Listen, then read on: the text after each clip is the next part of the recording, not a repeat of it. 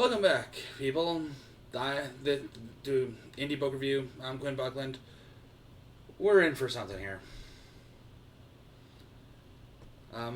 So I am reviewing The Bat by Leslie Garland, and I'm just gonna get this straight out of the way, rip the band-aid off. I didn't like it. I really didn't. It's not an awful book, but I just didn't like it. Let's get into my normal thing. So, starting off the plot. The plot is actually not that bad. It's this guy's telling the story of something that happened at his old school a long, long time ago. A new teacher comes, and eventually she gets these taxidermied animals, and these two brat children who are twins tell people that the animals go out at night and are alive at night. And people start to believe this, or at least other kids in the class start to believe this, and there's this whole thing with religion and Satanism and all that, and I'll get to the ending later. All in all, the plot's not terrible. I really have nothing against it. It's serviceable for what it is. Well, actually, my only real gripe is that it's being told as a story. This probably would have done a lot better had it been told from a straight and direct narrative instead of a story, and then later on having a skip jump forward, or a couple skip jumps forward, just to, get the idea out there. But I mean, all in all, it wasn't a game changer for me. So plot, I'm going to give a 4 out of 5. I really don't have anything against it. It's serviceable. It does the job. Characters. This is where I start having some issues. They're just not that good. I'm sorry. They're just really not. The kids, for example. They talk like adults, but they're treated like they're 5-year-olds, but from the gist of the story, they're supposed to be probably in the 11 to 13 area. And it's just really inconsistent with it. The kids refuse to leave the animals alone. That's really a child thing to do, not a preteen sort of thing to do.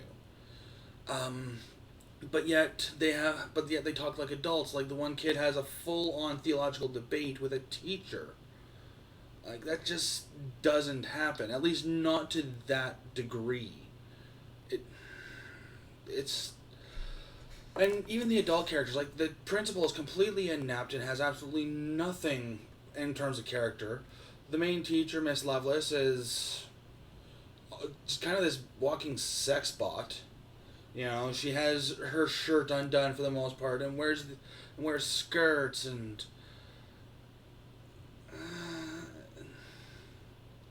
she just doesn't really also have much of a character. She's either really sweet or just really sexy. Until the very end, when there's... I'll get to that in just a bit. So, characters, I have to give it a 1 out of 5. It just didn't do anything for me. And now we get into the writing. And the writing is pretty good, actually. The book is very competently written, and it's actually done very well. But at the same time, there's also 3 really long tirades with religion. One of them is a straight up debate, which I mentioned before.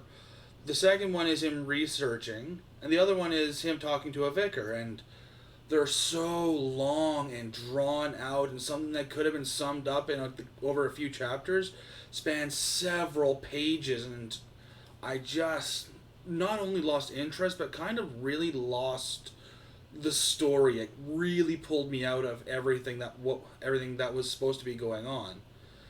So, yeah, it's just... I'm going to give writing a 3 out of 5. It was very, very well written, but those long tirades really pulled me out of it. It lost a couple points because of it. It's the only reason it lost points on writing, actually. But let's get down to something else. Imagination and research. Yeah, there's definitely some imagination there. There is definitely quite a bit of imagination in this book, and it does a very good job of portraying the imagination.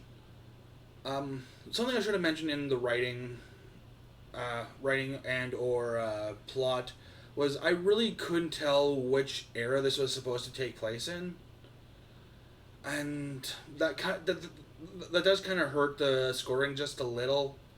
Like for the most part, in terms of the story itself, it doesn't really do anything bad. Like there's nothing too terrible, with that. But at the same time, it makes it really hard to know what I'm trying to look at. Like some of the descriptions make me feel like it's in the 1950s. Some of the descriptions make me feel it's in the 70s. Like he mentions a gothic chick, and I mean I'm no expert on goth culture or anything like that, but I don't think they were around in the 70s. I think they came up more in the mid to late 80s as a form of fascination with the occult and darkness, and just kind of also has a bit of an answer to the punk movement. Like I said, not an expert on goth culture. I have that completely, totally backwards and completely wrong about that. But this is my personal understanding of it, and that also just made me really not know what I'm trying to look at. But it's a book, and it's the guy telling the story, so he might just be using certain words as a form of descriptor anyway. So it's not something that I'm going to really hurt or go at too hard. So I am going to give Imagination Research a 4 out of 5. Like there is a lot of imagination in there, and whatever era is supposed to be portraying, there is some research. There is a lot of religious research that went into this too. I don't know if Leslie Garland is Christian or whatever. It doesn't really matter. Either way, research went into it, imagination went into it. Yeah, a 4 out of 5. And now, the ending. And this is probably my least favorite part of the book. Like, I kind of felt a little angry when I put it down after this ending. So, just to, without any sort of spoiler, basically what the ending consists of is the story might have a supernatural element or it might be completely natural and everything has a full and great explanation to it. Was the teacher bad? Was the teacher good? We don't know. Which version do you prefer? Personally, I hate that. Like, so hard, I hate it. Because, A, it's unsatisfying. It just leaves me with more questions that are not going to get answered. 2, it leaves me with more questions I'm not going to get answered. And 3, it's almost a betrayal to the story in and of itself because you just basically stated that the majority of what you just said might not be true. So what was the whole point of it then? Like, it was kind of my biggest problem with Life of Pi as well. I might have been on this raft with a tiger, an orangutan, and one other animal. I can't remember for the life of me. And the tiger ate the other two, and I fended it off until we became friends. Or maybe it was the chef who killed my mother and the captain, and I held him off until we became friends. And then he ran off. Which version is it? Which version is true? I don't know. You decide. I hate it. I genuinely hate it. And I hate having to say this, but the ending does get a 1 out of 5 because of this. It's just so unsatisfying and has absolutely no benefit to the story in and of itself. Like, there's so many other ways that this story could have ended. And somehow I not only saw this ending coming, but dreaded being right. Yeah, I'm sorry. I really am. I really hate giving bad reviews. But at the same time, enough people have liked this book on Goodreads and Amazon that, I am willing to say that, maybe there's just something in it that I missed. Or maybe just these plot like these story elements just were not for me. But at the end of it all, I cannot give this book a good score. All in all, The Bat by Leslie Garland gets a 4 out of 10. It just didn't do it for me.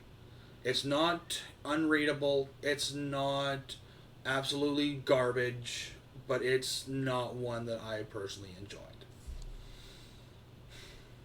I'm Quinn Buckland. Have a good one.